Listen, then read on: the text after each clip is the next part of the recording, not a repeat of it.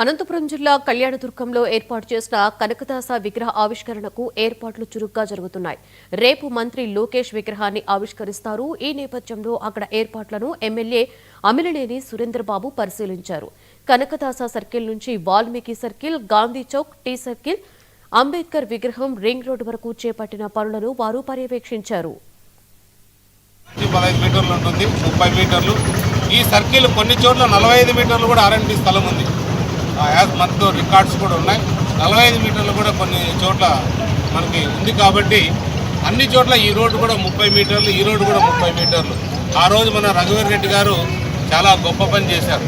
ఈ bypass road వేసి ప్రజలకు ఉపయోగపడేటట్టు ఆ రోజు రఘువీర్ రెడ్డి 30 మీటర్లతో ల్యాండ్ ఎక్వైజ్ చేసి ఈ రోడ్డు బైపాస్ రోడ్డు నిర్మించడం జరిగింది. నిజంగా ఆయన పార్టీ ఏదైనా మనము మన అభివృద్ధిలో ఒక భాగం కాబట్టి ఆయన ఎప్పుడు కూడా మనం అనుకోవాల్సిన పరిస్థితులు ఉన్నాయి. ఇది గొప్ప పని, రఘువీర్ రెడ్డి చేసిన పని. నేనైతే మనస్ఫూర్తిగా పార్టీలకు అతీతంగా దానికి చెప్పాల్సిన అవసరం నా పైన ఎంతైనా ఉంది. కాబట్టి నేను అందరూ కూడా తెలియజేస్తాను. నేనే ముందుండే వాళ్ళ పక్షాన పోరాడతాను. ఎవ్వరు కూడా ఏది ఉందో గవర్నమెంట్ రోడ్డుకి ఏదైతే కేటాయించిందో ఆ స్థలాన్ని మాత్రమే మనం తొలగిస్తున్నాం, అదే తొలగించబోతున్నాం. ఇంకా కూడా ఎవరన్నా తొలగించిన వాళ్ళు ఉంటే కూడా